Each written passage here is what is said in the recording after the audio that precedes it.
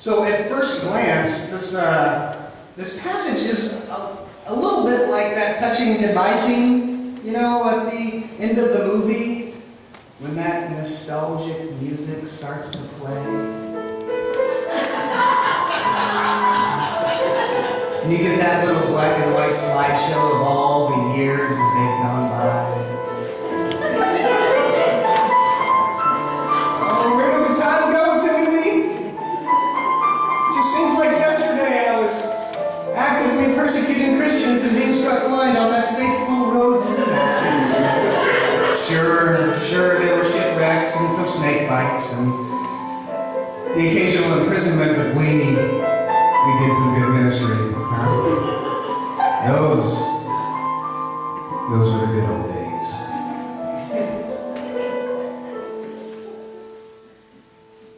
That was good, thanks. Yes, might have been a fairly dramatic sort of finish line goodbye. And it does kind of sound like he's officially calling it quits, at least in the beginning, as there's all this sort of, this old apostles heading on to greener pastures kind of talk. I don't think in my head Paul was always a cowboy. I don't know if that's true for anyone else. Anyway, that's a little picture in my head. The fact is, I don't, in all seriousness, want to make light of a farewell moment. I just don't think Paul's going in the towel right here. From what I can tell, he hasn't retired anything. From what I can tell, he's still planning for the future. He's still investing in the next generation of leaders. He's still offering the wisdom that he has accumulated over a lifetime. No, Paul has not quit anything. And so he starts with an image that I think is just worth checking in on, this libation image, this drink offering. There was a thing you would do at the altar. There would be a sacrifice made, and then they would pour a drink offering over that. And typically it had sort of two intonations, two reasons. One is theological, and it was this statement, this sort of joyous and generous. I mean, wine was worth something, when you just poured over the fire.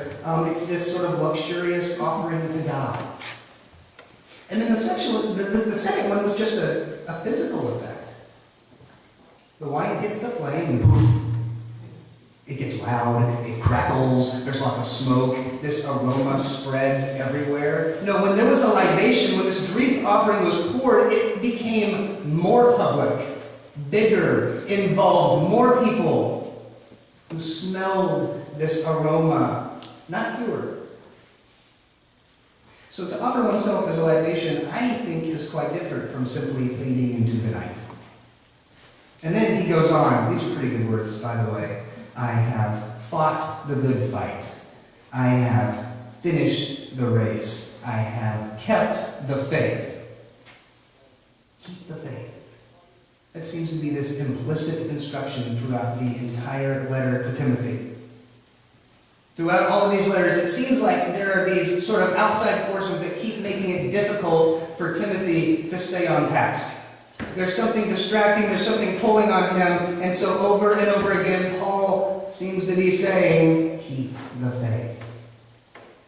And what faith is he keeping? Because I think this is noteworthy too. Maybe you remember from a few weeks ago, Wes mentioned that Timothy is a third-generation Christian.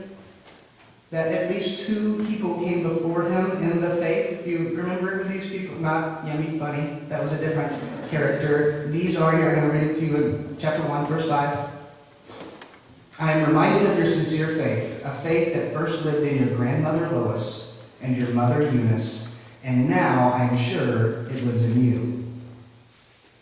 This is a lot of teaching going on. I want us to notice this. For somebody who's supposedly crossed the finish line, Paul doesn't seem done running.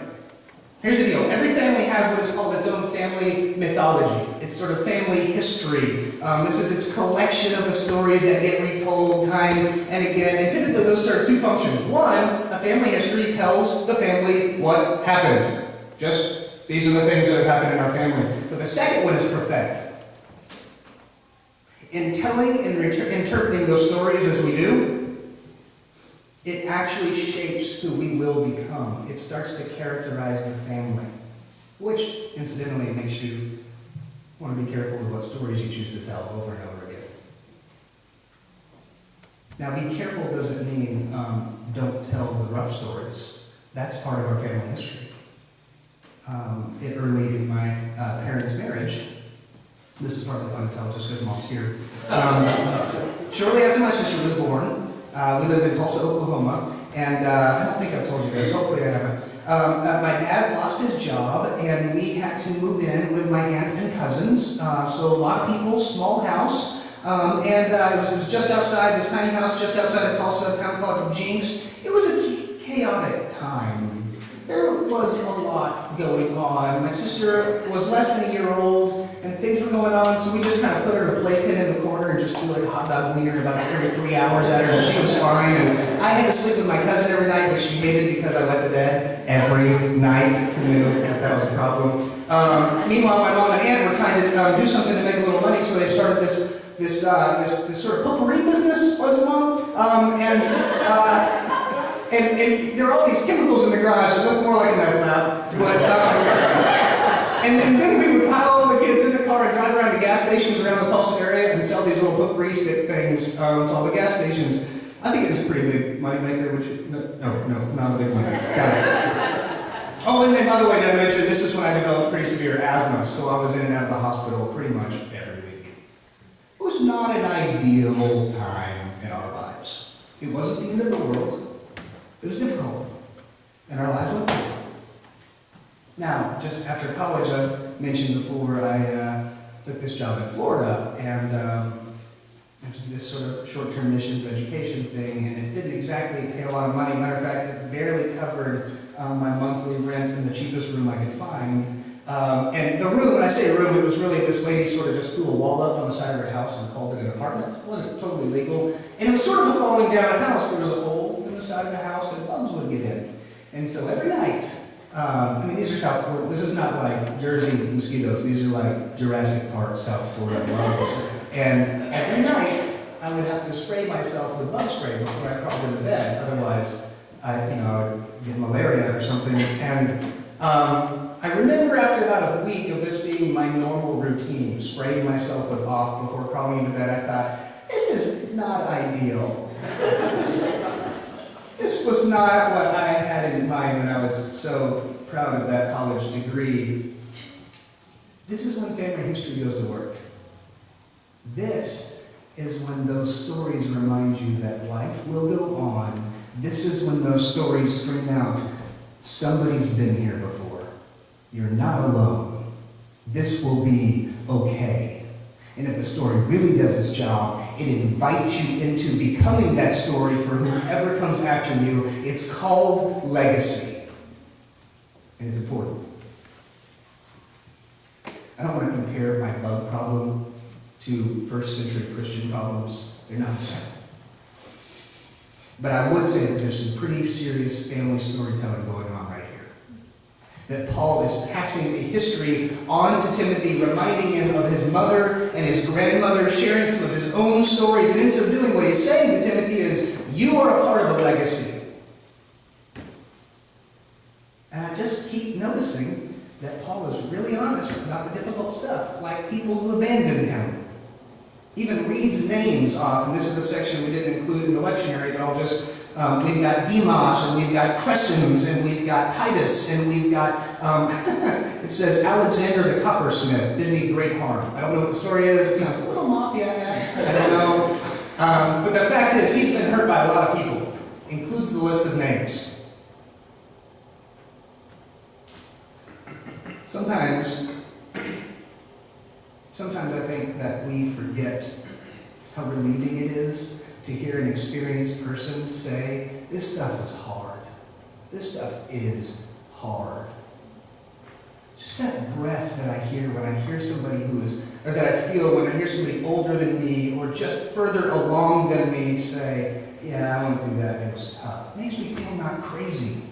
It's part of what community is for.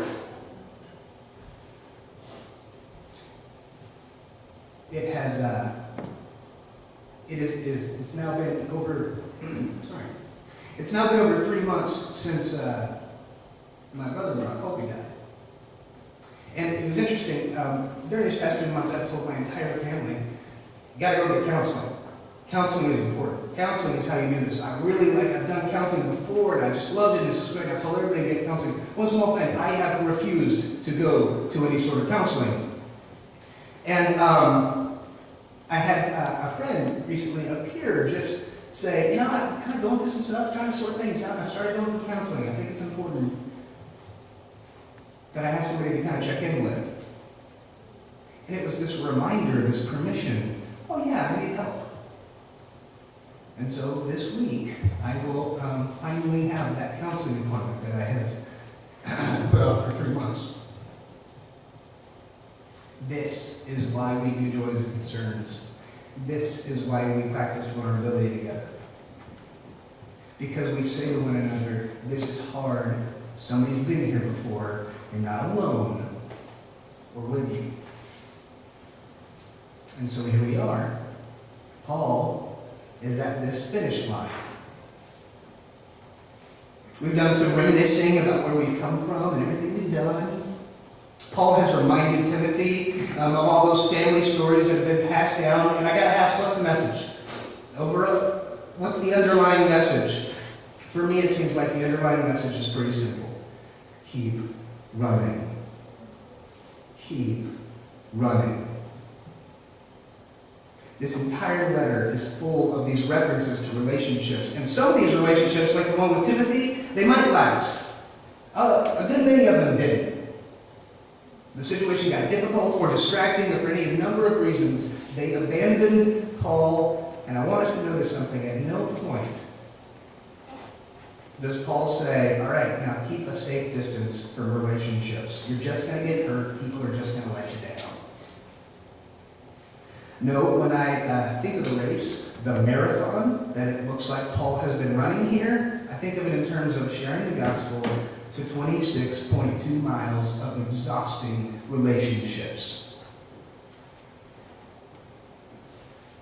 People don't exactly love vulnerably setting themselves up to be hurt or abandoned, and I would guess that Paul was no different. But he seemed to have a bigger goal. He seemed to invest in people to share the gospel.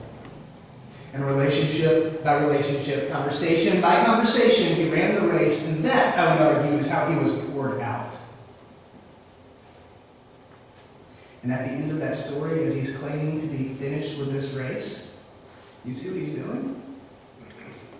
He's writing another letter. This one to a young and inexperienced pastor. He's investing in yet another relationship that may or may not break his heart. Keep running. That is the message. For that needy friend, for that hateful spouse, for that frustrating boss, that difficult family member, those nagging addictions, that constant obstacle.